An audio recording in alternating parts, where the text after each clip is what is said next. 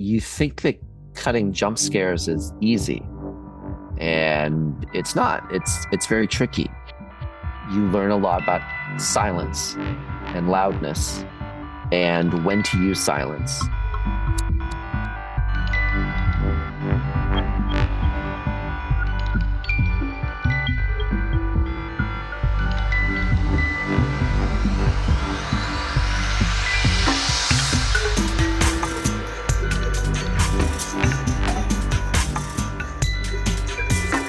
Welcome, everyone. You are listening to the We Need to Talk About Oscar podcast. And today I'm joined by Christian Masini, the editor of Immaculate. Chris, I believe last night was the opening of the film. How did that go? It seems to be going all right. Immaculate is ultimately a very small movie made on a very modest budget. And we know that the more people that see it, the more people will talk about it. And it will do well over time. I mean, so much of opening weekend box office is people are like, well, if it didn't make $20 million domestically and, 25 or 30 million internationally, that it's a failure or something. But, a movie like Immaculate is I think going to be around a while because of the content and because of how it ends. I think people will talk about it. And I think it's going to be a movie that's going to stick around in movie theaters for a while. That's my hope, at least. Mm-hmm. Yeah. I'm not sure of the figures, but I think it seems to be off to a good start. I mean, from the discourse online, yeah. Yeah. I mean, domestically here in the US, they're projecting 5 to 6 million. If it, hopefully it does. It goes over those expectations. Hopefully it's more than that, but likely it will be that. And then internationally, I'm not sure. Hopefully it does about that much. It's actually been released in quite a few countries simultaneously. So yeah, we're hoping so, but it's personal in that the director of the movie, Michael Mohan, he's, one of my best friends, and we've known each other since college. And so for us, this movie coming out has been a 20-year journey. We graduated in 2003 from film school, Chapman University here in California.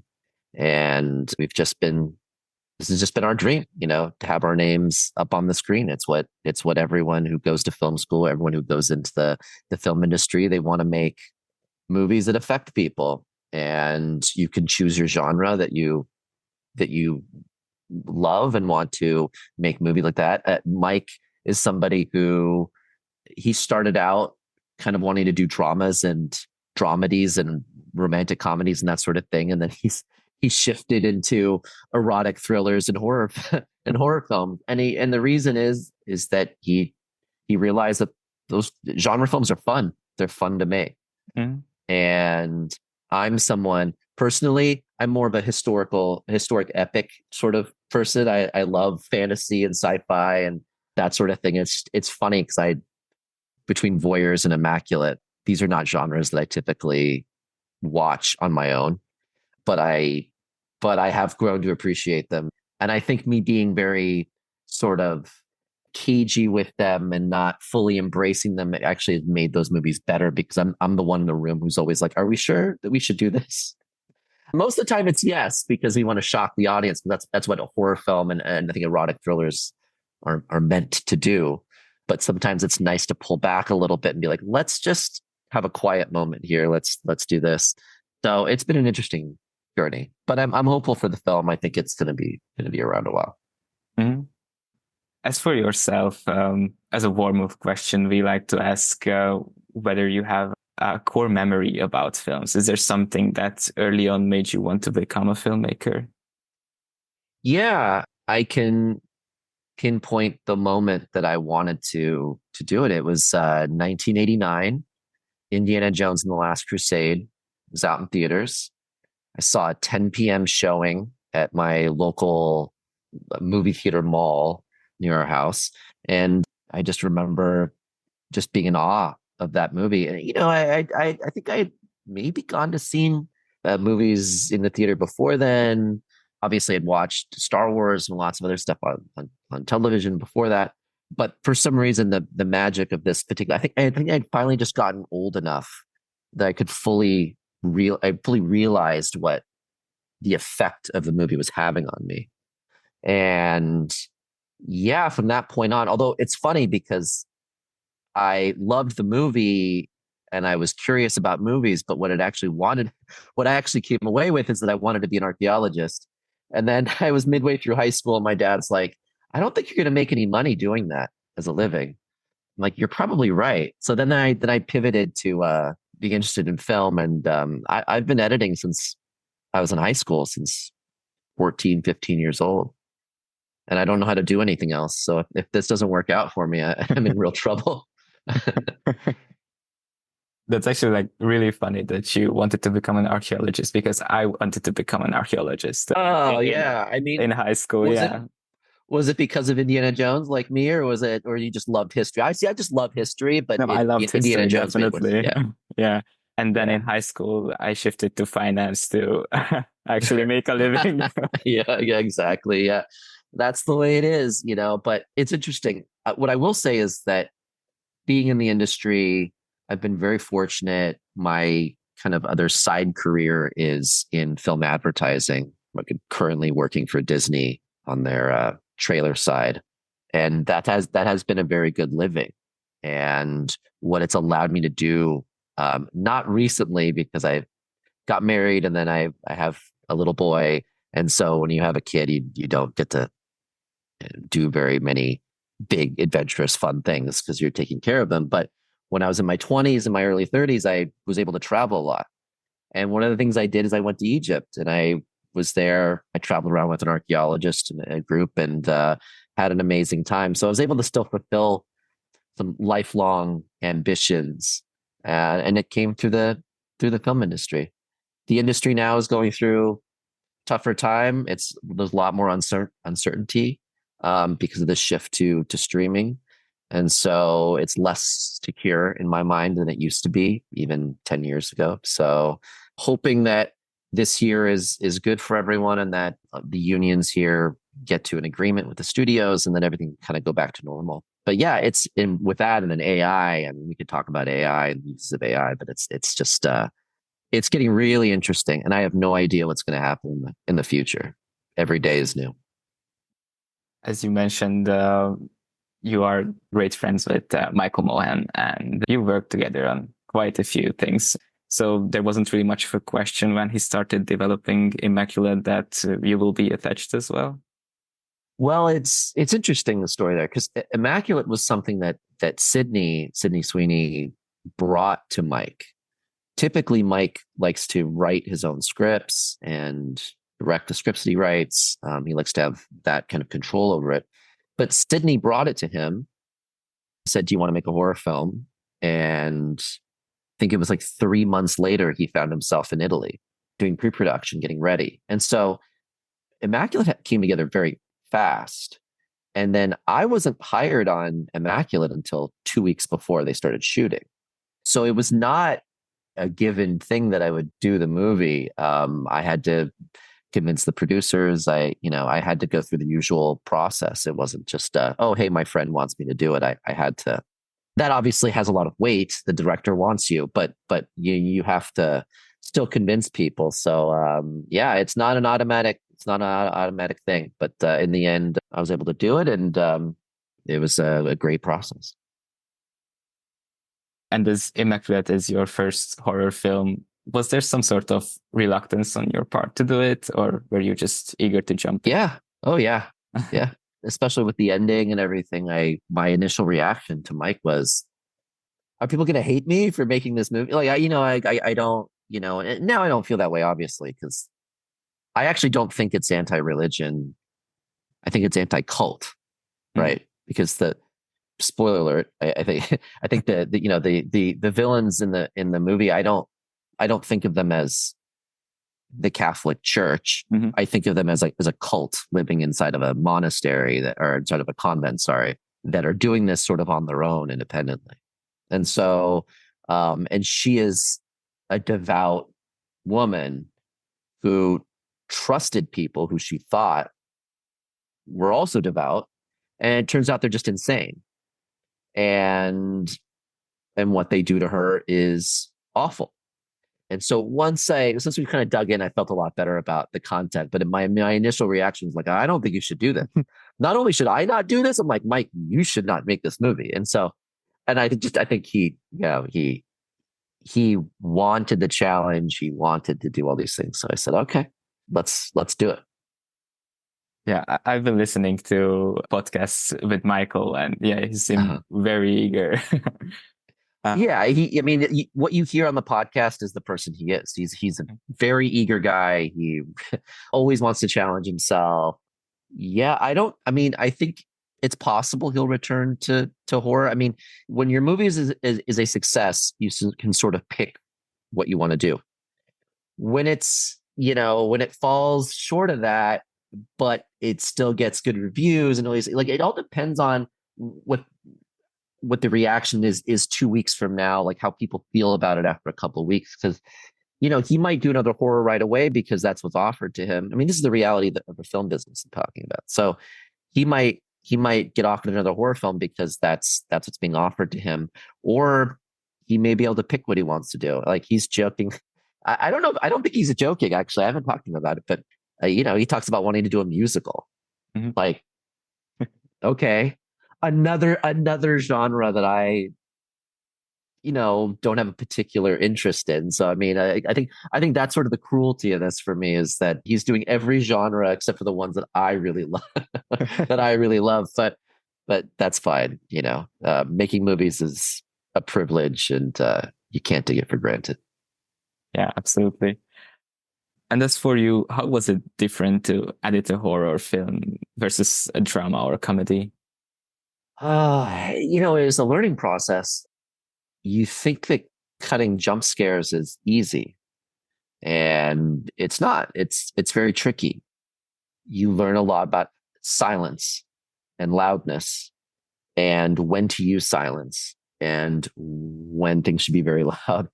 Mike wanted things to be very loud, right? So, but if you're going to have them be very loud, things have to get very quiet beforehand. And so it's a balance of mixing audio. It's obviously timing the cuts in a way for maximum effect. That was a challenge. Also, the balance of the movie was very tricky. We knew we wanted the movie to be short because we believe that movies are too long now. I believe that. It's not like I was trying to make it a certain length. It's just being cognizant of making sure we told the story efficiently and went from A to B to C, linear. You're in her point of view, and we only break it once in the whole movie, and it's a brief, and we just want to make sure that we're not wasting the audience's time. Now, some people, like the people who've given us bad reviews, are like, well, it's very thin, and it's it doesn't there's a lot to be desired, character wise. Yes, probably, but when you're trying to put something together for a wide audience, you don't want to waste people's time. People are buying a ticket to a horror film. They want to feel creeped out. They want to be scared. And so our concern, first and foremost, was to give people just enough information about the characters and about the situation, and then take them on the journey. And I think we accomplished that. If some people don't like that, sorry. But I think it's proving out that the majority of people who are seeing it like that. You show up to it, the movie punches you in the face, and then it's over. So I think that's the nature of it, and I think that balance was the overall challenge. And then those are the two primary, just the jump scares and the overall balance of the story and pacing. Performance wise, Sydney's a champ.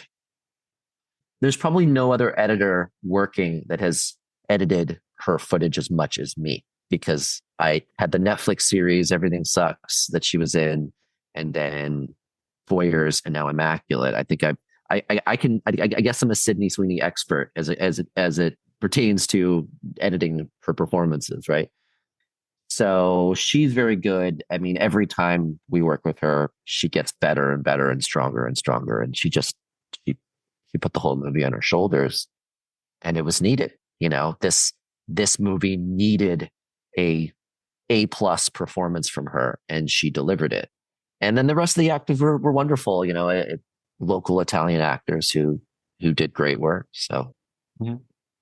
Circling back to the runtime, I'm among the people who really loved that it was around the 90-minute mark because, yeah, I think you really left no fat on the film, and I think it served it and the genre very well because, as you said, it really just I sat in the movie theater, it punched me in the face, and then I left. Yeah, that's definitely what happened. well, but to just to give you a window into the reality of independent, modest budget filmmaking, every scene that was shot is in the movie. We tightened the screws, so to speak, on everything. I think our initial cut of the movie was what so the actual length of the movie is 83 minutes, and then the rest of it is credits. I think our initial rough cut was 92 minutes. So in the course of post-production of editorial, we cut about 10 minutes of the movie out, and that was all just tightening everything up and making sure that everything was flowing well. And yeah, it was important to us to make sure we didn't waste people's time. Could you expand a bit more on the process of choosing the take that essentially ended up in the film, or how does that look?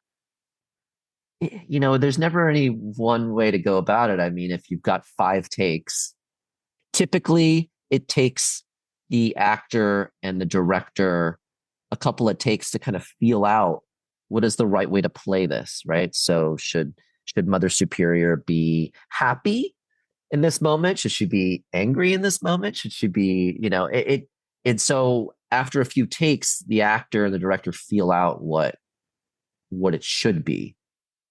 And it's, usually, broadly speaking, the last 2, 3 takes of a certain setup of a close up or a medium shot or whatever are usually the ones you go with. But that's not always the case. In the case of with Sydney, she is an actor who doesn't want to talk about it too much, doesn't want to rehearse it. She just wants to do it. And she just wants to get her first reaction out there. And with Sid, her instincts are always really good. So usually like her first 1 or 2 takes are usually pretty good. I mean, all her takes are all usable, but I think like her initial reaction, like you can just feel her confidence and enthusiasm right from the get go. And so that's usually how it really depends on the actor. I think is the answer. Some actors are very nervous at first. And so it takes them a while to warm up. But these are all normal things. This is not anything abnormal about these. Everyone, and they're the thing to remember about actors is they're people. Um, talk about Sydney again. She's very glamorous and she's this rising star, but she is a normal person. And all these actors are normal people, and they can get nervous, they can be unsure, they can have doubts, but that's why a good director is so important for a whole number of reasons. But as it pertains to the actors, a good director gives them confidence, and I think that's why Mike and Sydney have worked together so much, is because Mike gives her confidence, and now I think that she's started to instill confidence in him. And so it's this wonderful synergy where it goes both ways. And it's great to see. In the film, there is some pretty grueling imagery, and not to mention the eeriness that is there throughout in the editing process. Did you ever get used to the horror of the film? Yes. I imagine it must be quite draining to put something like this together. Yeah. Yeah. And that's talking about another challenge, right? You get desensitized so quickly to it. Even the fingernails. Mm-hmm. I've had people tell me that the scene with the fingernails is the one that everyone just winces and gets uncomfortable, because it is, right? That's one of the scenes that I cut it and then it basically was untouched from the moment I cut it to the end. That rarely happens. The director always has, it's only one of a handful of scenes that are basically untouched. And I think part of it is it's such an uncomfortable thing. So I was working remotely. I was here at home when I put it together. And that is a scene that Sydney specifically wanted in the movie. And that's her doing it. They're just press on nails. There's nothing crazy about it. There's no visual effects there. They're all just press on nails. And the stuff that comes up, it's just glue. Mm-hmm. It's not muscle or sinew or anything, but it's the sound that makes it so bad. And so you lift them up and it's the sound of peanuts and like it's a lot of different Foley, and that crackling sound. Yeah. Yeah. So the answer is yes. Eventually we did get really used to it, me especially, and get desensitized. But then what's funny is what ends up happening is like, oh God, we can't judge this anymore. And so then we end up screening for a small group of friends, right? And so we'll have 2-3 people in the edit room watch it. Next day we'll have another 2-3 in the room watch it. Then we have a bigger screening with like 20 people, and then we have preview screenings and on and on and on and on.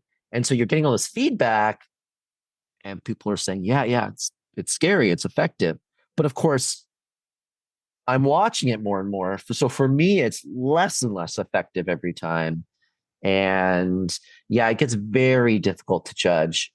And I went to the LA premiere, but as I told friends and family who were like, yeah, come out with us and come and see it with us. And I'm like, no, I don't want to see it anymore.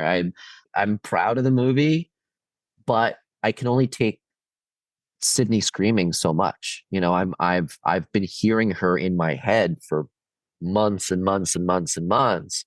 And she's lovely and I love her to death, but I don't want to hear her scream anymore because it's awful, right? I mean, she's so convincing that you're just like, I don't want to hear this from you anymore because it's uncomfortable. It's not good. It's not like it's Austin Powers or Anchorman or some great comedy where you can sit and watch it like crazy and you laugh every time and you have a great time in the theater with everybody. That's a horror film that gets very gruesome at the end.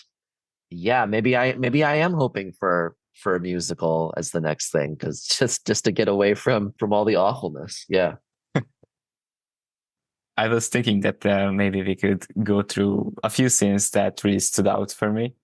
Firstly, there is a montage towards the beginning that I really liked when Sydney's character was just settling in and, she seemed happy and having fun, but you interjected just very short clips of, covering a dead body or decapitating the chicken. And I just think that it was a very cool way to keep the audience aware of the situation.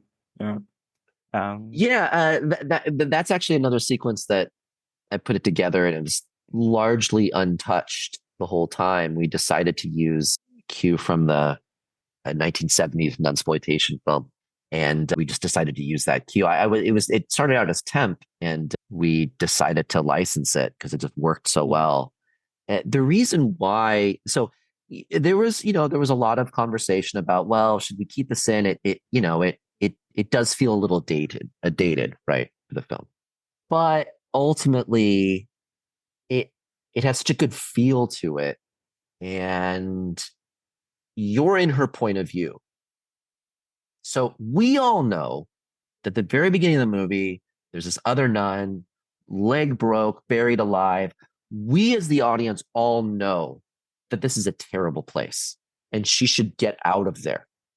But you have to consider this is a devout woman who has had trauma in her life. She has come to this convent.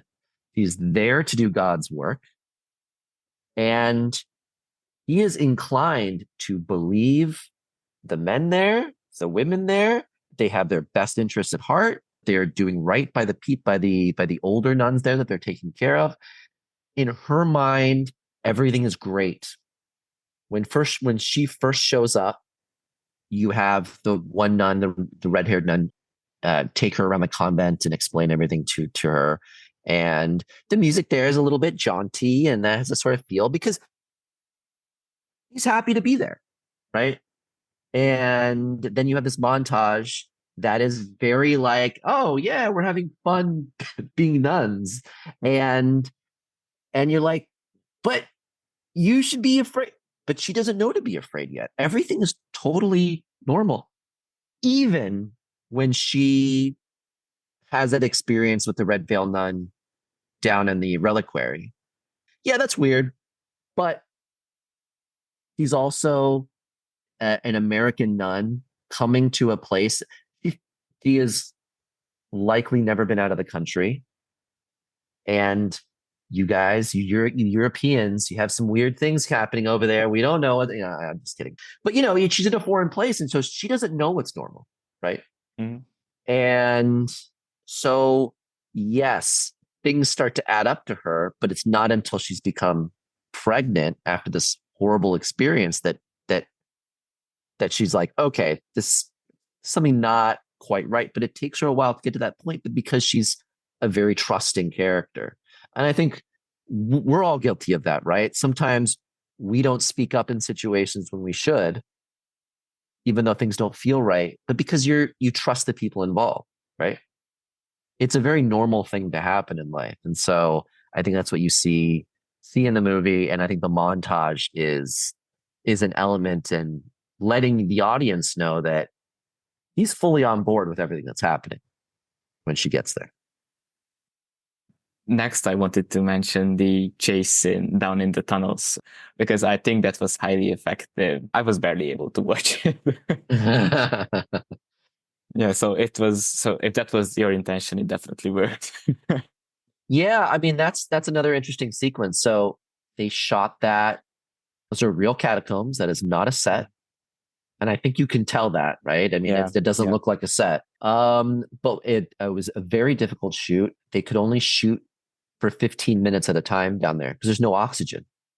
And so they would shoot for 15 minutes, then they'd all come back up for, I don't know what the amount of time was. And then they go back down and shoot some more. And it is pitch black in there. The only light was the flashlight. Mm-hmm. And Mike was telling me, he's like, we would get to, he's like, we got to the end of the day. He's like, I went home back to the apartment I was living in, and you're covered in dust. And he's like, I blew my nose and white dust came out. And what they realized was that's not dirt. Those are human remains that are down there in the catacombs because those are they're just there. And so if you're very eagle-eyed and you watch the film again, you will see little bits of bone in those, I don't know, little openings there. I mean, like that's a real place. Wow. So that obviously lends a creep factor to the whole thing. But it was that was another one that was a real challenge because he's down there and we knew it's like, okay, we have a very creepy location. What is the amount of time that is sustainable for her to be kind of walking around down there? And also, she is going into labor. So she is about to have a baby. So we can't have her be wandering around in there for too long, but we also want to make sure that people feel very uneasy and we allowed that enough time as well. So that was a really difficult balance that it took a long time to get. That was a sequence we revisited time and time again, but I'm glad I'm glad you felt that way because that was the intent, and it was difficult getting there. And of course, I cannot leave out the very last scene of Immaculate. I'm not entirely sure, but was that just one take? Yeah. Wow. Yeah. First take too. So Wow. they did more. They did other ones for safety, but but that was it. And no, there's no visual effects. No. Okay. Well, I will say this: the one thing we did do is you see the baby out of focus at one point in the background. The only thing we did to that shot is that we gave the puppet a little bit more movement, very, very subtly. That's all that we did. Everything else, there's no stitching of takes together, none of that. It's all Sydney, all the great camera work of our camera operator. But yeah, that's all Sydney going for it.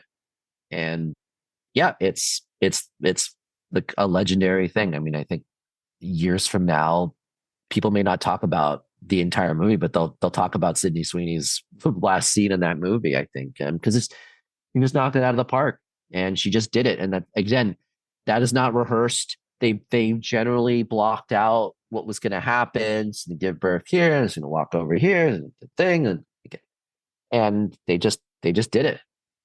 And yeah, very effective. Yeah. And one last question before I let you go. Do you have a favorite scene from the movie? See, that's interesting. Like, I have the scenes that I'm proud of because they weren't in a good place originally, and then they got to a good place. I actually really like I will say my favorite scene is the gaslighting scene where they're interrogating her about, has she ever been with a man, before they tell her that she's pregnant. That's the first scene that I cut. And I think that overall, that is my favorite scene.